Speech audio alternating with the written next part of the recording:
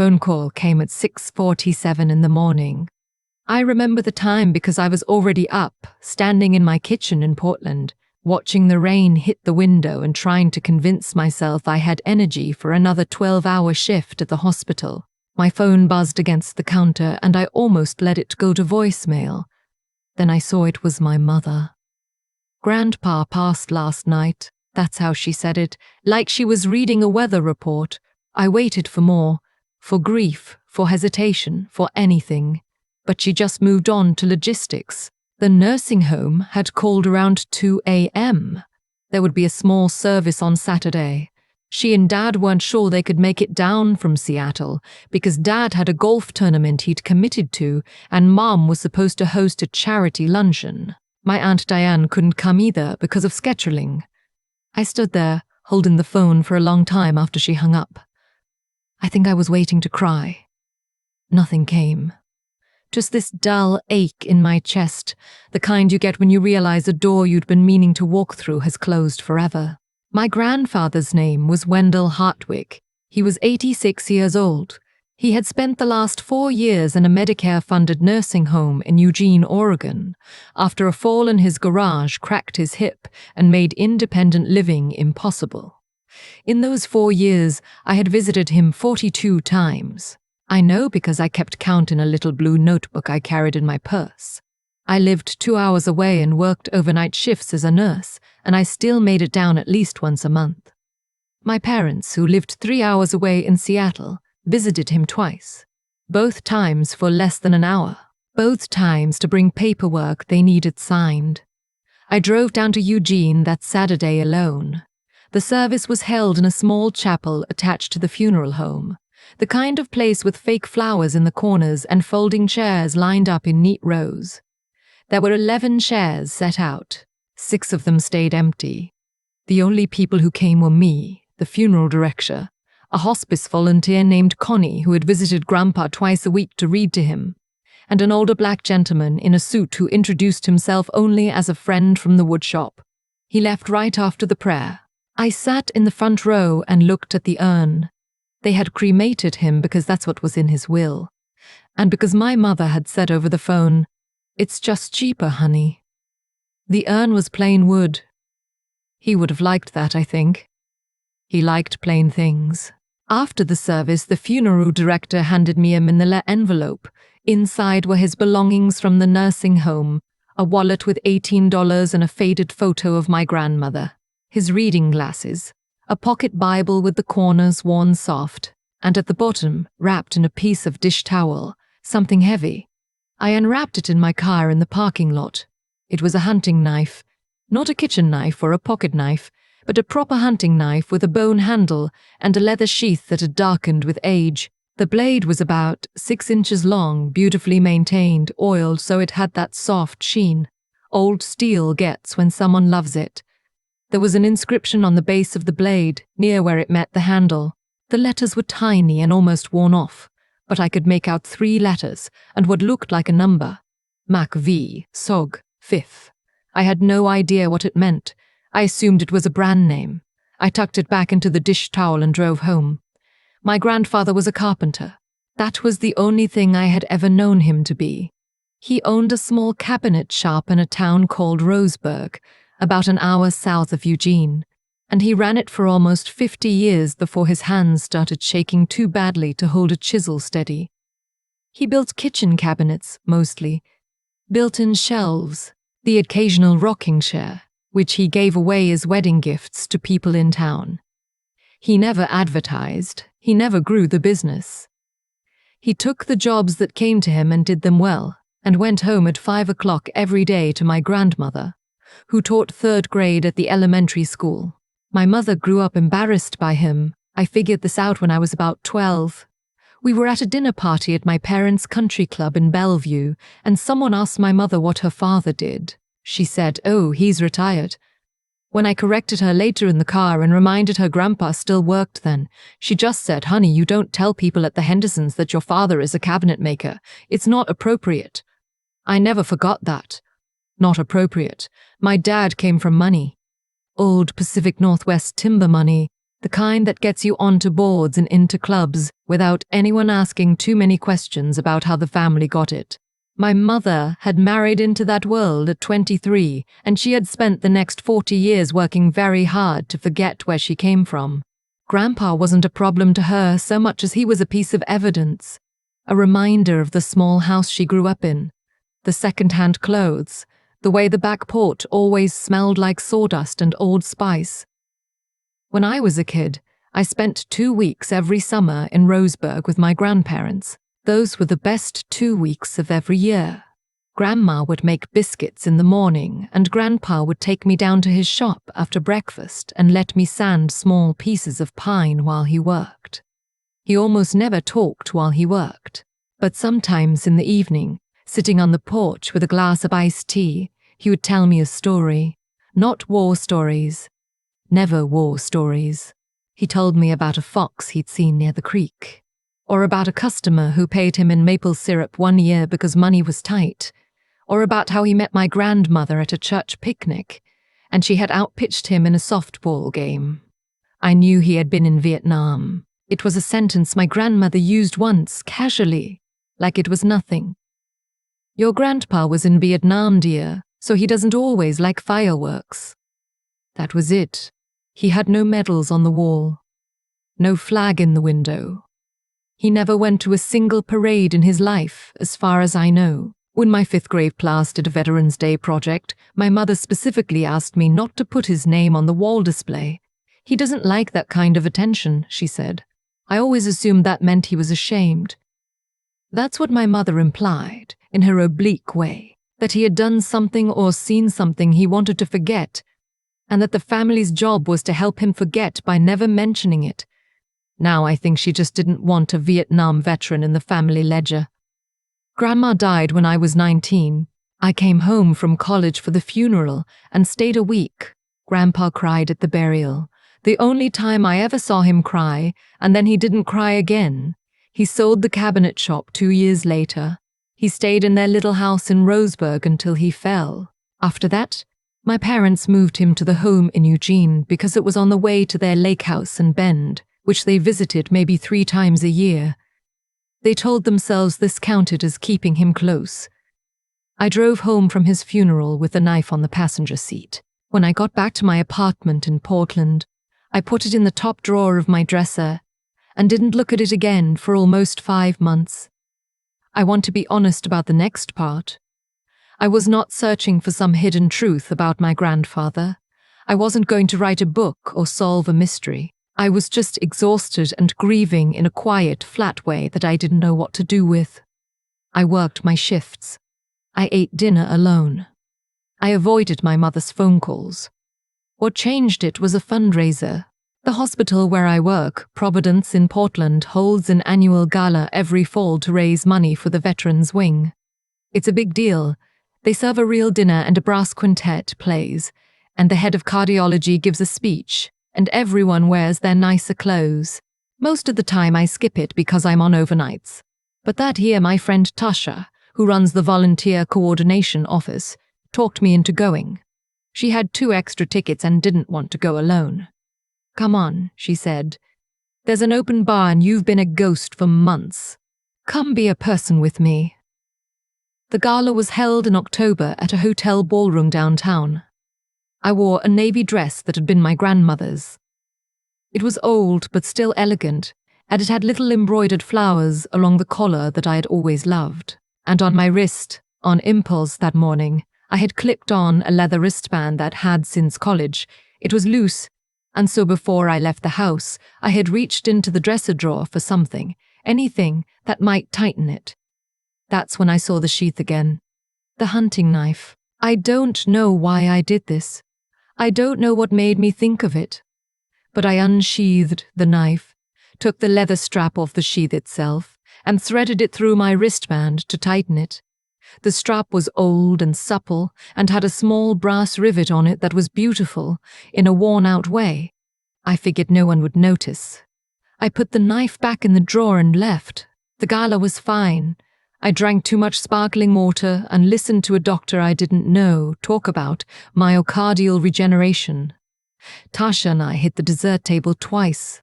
Around 9 o'clock, the brass quintet started playing and people began to mingle in earnest, and I went to the bar to get a glass of wine.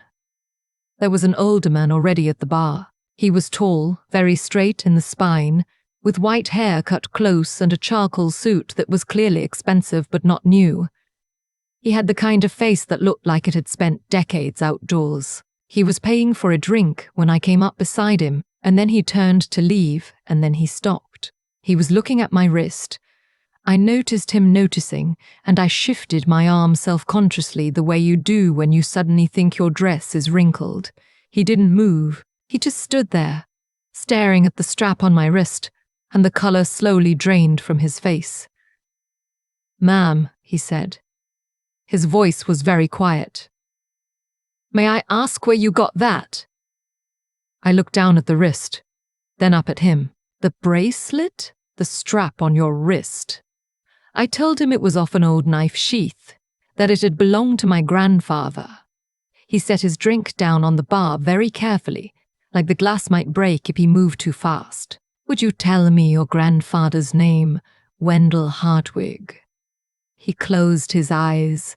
He didn't say anything for what felt like a long time. When he opened his eyes again, they were wet, but his face was perfectly composed. "He passed?" "In April." "I see." He looked down at the bar, then up at me. "I'd very much like to speak with you, if you have a few minutes. My name is David Penhallow. I was a colonel in the United States Army. Your grandfather and I served together a long time ago. I followed him to a small alcove off the main ballroom. He didn't sit.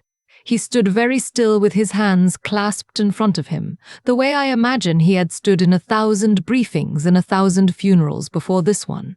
"Miss Hartwig. Sloane. My name is Sloane." "Loan.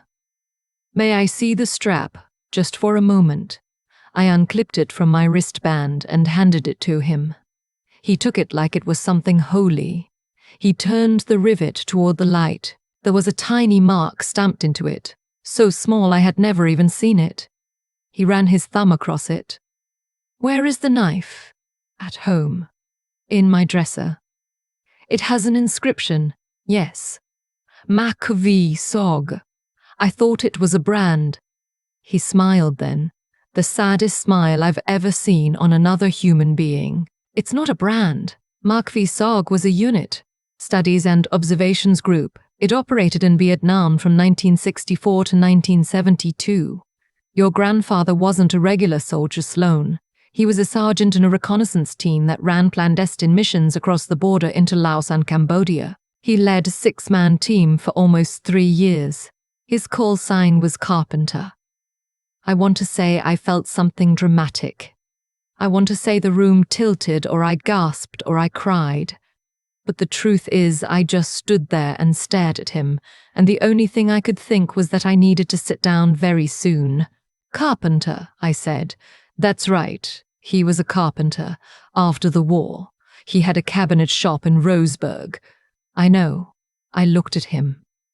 "You know?" David Penhallow looked back at me very steadily. "Sloane, your grandfather and I exchanged Christmas cards for 51 years. I have one from him in my study right now. He sent the last one to me in December. He wrote that his hands were shaking too much to write more than a sentence. The sentence was, 'Tell your boy I'm proud of him.' My son is 48 years old and he doesn't know that man's name, but your grandfather remembered him." I sat down on the velvet bench in the alcove. He sat down next to me slowly. "I don't understand."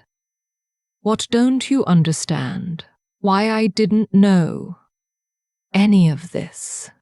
He was quiet for a long time. Then he said, "Your grandfather and the men he served with did things in that war that the country did not officially do. There were no parades for us when we came home. There were no records. Some of those operations are still classified in part, although most have been written about now by historians. When we came back, we made our own decisions about what to carry and what to set down. Some of us joined VFW posts and put the patch on our jackets. Some of us never said another word about it as long as we lived.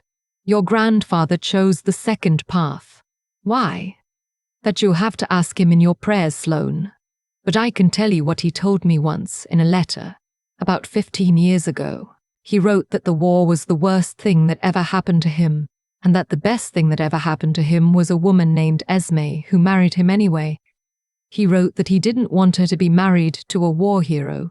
He just wanted to be her husband, and after she passed, he didn't see any reason to start telling stories he'd spent 50 years not telling. I cried then. I cried in a way I hadn't cried at his funeral, hadn't cried since I was a little girl. David Penelope put a hand on my shoulder and let me cry. He didn't say anything. He just sat there with his hand on my shoulder, like he had probably done 100 times for soldiers and widows and grandchildren before me. When I could speak again, I asked him about the woodshop man, the black gentleman at the funeral. He smiled. That would be Joe Lemoyne. He was your grandfather's 1-0, his second in command. They served together for almost 2 years in country. Joe lives in Salem. I called him the day after I heard. We've stayed in touch. He didn't tell me anything. He just left. He wouldn't have. Joe is a man of very few words. But I promise you, Sloane, he didn't drive up to Eugene that morning because he was bored. He drove up because he was burying his brother. I want to write down everything David told me that night, but I'm not going to. Some of it belongs to my grandfather and not to me. He told me about the team. He told me about a young man named Thomas Arena who didn't come home, and what my grandfather did for 2 days and 3 nights to bring his body back across a border that wasn't supposed to exist. He told me about a village my grandfather helped evacuate before an airstrike against orders. He told me about the time the team came under fire, and my grandfather, then 22 years old, with shrapnel in his thigh, carried a wounded comrade for almost a mile through elephant grass while bleeding into his own boot. He told me about the medals, the ones my grandfather never wore, the ones the government had given to a man named Wendell Hartwick, and which that man had put in a shoebox and never opened again. David asked me, before we left the alcove, if I would do him a favor. Anything. There is a memorial service every 2 years in Fayetteville, North Carolina, for the men of McVsog. The next one is in March. There aren't many of us left, Sloane. Maybe 20 in the country. We try to read the names of the men who've passed. I would like to read your grandfather's name this year, if you'll allow it. I told him yes.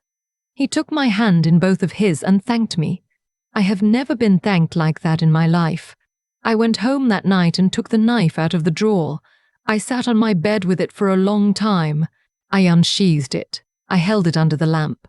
And there, on the underside of the bone handle, in tiny letters I had never bothered to look for, were 6 initials carved into the bone. WHTR, GLMD, SBRK. His team. I drove down to Salem 2 weeks later. I had Joe Lemoyne's address from David. I had called ahead. Joe was 84. He lived in a small ranch house with a garden in front and a worn American flag hung over the porch. He let me in. His wife brought us coffee and then left us alone. I sat in his living room and asked him to tell me about my grandfather. He looked at me for a long moment. Then he stood up and walked into another room and came back with a photograph. It was creased and faded, but the image was clear. 6 young men in fatigues, standing in front of some kind of small wooden building. My grandfather was on the far right. He was 20-something years old, lean, sunburnt. With a half smile, I knew the way I knew my own face. He had his arm around another man's shoulders. That man, I realized with a small shock, was a young Joe Lemoyne. He saved my life 4 times, Joe said. I saved his twice. He used to say I owed him 2. I laughed. So did he, quietly. He was the best man I ever knew, miss. He didn't talk about it because he couldn't. Some of us, we figured out how. Most of us didn't. Wendell didn't. And his way was to go home and make beautiful things out of wood for the rest of his life. That was his way of saying he was sorry to the world. Sorry for what? For all of it. For the ones we lost. For the war itself. Joe looked at his coffee. He told me once. The last time I saw him at the home, he said, "Joe, I built 1,000 cabinets. I don't think I built enough yet." I asked Joe if he would come to the memorial in Fayetteville. He said he was too old to fly anymore. But he asked if I would tell the men there that he sent his love. I told him I would. I drove home from Salem and called my mother that night. I told her everything. About the knife, about the colonel, about Joe, about the team.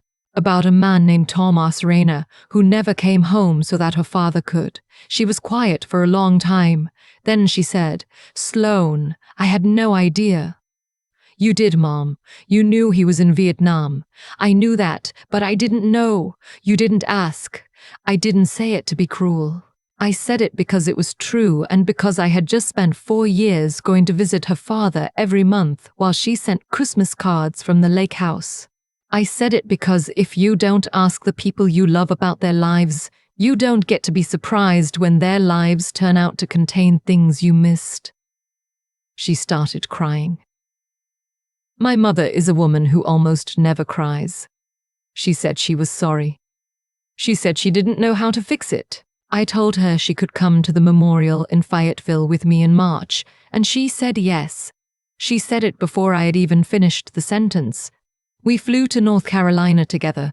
It was the first trip we had ever taken, just the two of us. She sat next to me on the plane and held my hand during the descent. The service was held in a small chapel on a quiet military reserve with a stone monument outside engraved with names. Maybe 40 people were there.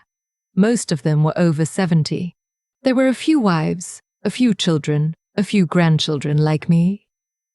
David Penhallow read the names of the fallen from the past 2 years. He read 14 names. My grandfather's was the 8th. Wendell Erasmus Hartwig, Sergeant First Class, Reconnaissance Team Aspath, served 1968 to 1971, called home April the 4th, 2025. Mom held my hand so tight, I lost feeling in my fingers. She did not say a word. She just stood there with tears running silently down her face, the way a person cries when they are saying sorry to someone who cannot hear them anymore. After the service, an older woman approached us. She introduced herself as the widow of one of the men in the team, SB on the bone handle. Sutton Bellamy. He had died in 2008. She had heard there was a Hartwig in attendance. She took my hand. "Your grandfather sent a check to my husband's daughter every September of her college years." Anonymous. "We always knew it was him. He paid for 4 years of nursing school for a girl he had never met because Sutton would have wanted it." She paused. "I just wanted you to know. I learned over the next several months 3 more stories like that. A scholarship for the granddaughter of Thomas Rayner. A house payment for a widow who had nearly lost her home in 1991. A new wheelchair, custom built for Joe Lemoyne the year before. A new wheelchair, custom built for Joe Lemoyne the year his Parkinson's got bad. My grandfather died with $18 in his wallet because he had spent 50 years quietly sending the money that should have built him a comfortable retirement to the families of the men who had not come home. He did it without telling anyone. He did it without ever asking to be thanked. It would be a tidy ending to say my mother is a transformed woman. She's not. She still hosts charity luncheons. She still wears clothes that cost too much. But she came home from Fayetteville and started volunteering twice a month at a veterans hospice in Seattle. She doesn't tell people about it. She just goes. And when she calls me now, she asks about my life before she tells me about hers, and that is not nothing. That is in fact a great deal. I keep the knife in a wooden box on my mantle. I had a small plaque made for the front of the box. It says only, Carpenter. Reconnaissance Team ASP. I think about him every day. I think about a young man crawling through grass in a country he had no right to be in, carrying a wounded friend. I think about the same man, 50 years later, sanding the edge of a maple board in a quiet shop in Roseburg, with the radio playing baseball low in the background. I think about all the work it must take to be that man, to go from one to the other, to carry both inside the same body without ever letting the war touch the wood. There are people in this country who hold things together that no one ever sees. They are mechanics and teachers and janitors and cabinet makers. They are the grandmothers who pack lunches, and the grandfathers who keep their medals in shoeboxes. They go to work and come home and love their families and ask for nothing. And when we lose them, we lose more than we know. I'm telling you about my grandfather because I almost let him die alone, because I was the only one of his blood who showed up to bury him, and even I didn't really know who I was burying, and because I think somewhere in this country tonight, there is a man or a woman in a small room in a nursing home that no one has visited in a month, and that person has lived a life that would stop your heart if you knew it. Go see them. Ask the questions. Sit on the porch and let them not answer.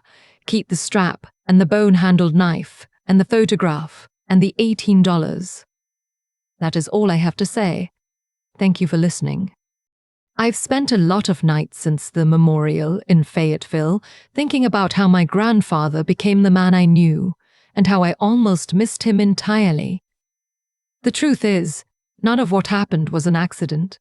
My mother spent 40 years training herself to be embarrassed by a cabinet maker, and so she raised me in a house where a quiet man in Roseburg was not someone worth knowing. The cause was small. The effect was a funeral with 6 empty chairs. That is how it works. We do not lose the people we love in one big moment. We lose them in 1,000 small choices not to ask, not to visit, not to sit on the porch when the iced tea is poured. I think about what Wendell carried for 50 years without ever asking us to help him carry it. A young man named Thomas Rayner who never came home. A scholarship sent quietly every September. A house payment for a widow he had never met. He had every reason to be bitter, and he chose instead to be useful. That choice was not luck. It was character, built one cabinet at a time, one anonymous jacket at a time, one early morning at a time when he could have stayed in bed and felt sorry for himself and didn't. Nobody taught me, until I went looking, that goodness is mostly that. It is a person getting up. It is the long, plain work of doing right when no one will ever know. What David Penhallow gave me that night at the gala was not just a story about my grandfather. It was a way of seeing. I had been a nurse for 9 years, walking past rooms full of old men and women, and I had not really understood until then that almost every one of them was the keeper of a life I could not begin to imagine. The lesson was not that my grandfather was special, it was that he was ordinary, and that ordinary, looked at honestly, is the most astonishing thing in the world. I cannot undo the years my mother kept Wendell at a distance. I cannot give him the visit on the Sunday I chose to work overtime instead, or the question I did not ask the summer I was 16 because his quiet made me uncomfortable. The cause is already in the past, but the effect is still being written. Every time I call my mother and ask about her week before I tell her about mine, every time I drive 2 hours to sit in a room with someone who has run out of visitors. Joe Lemoyne told me my grandfather used to say he hadn't built enough cabinets yet. I think I understand him now. There is no last cabinet. There is only the one in front of you, and the choice to do the work, and to do it well, for as long as your hands will let you.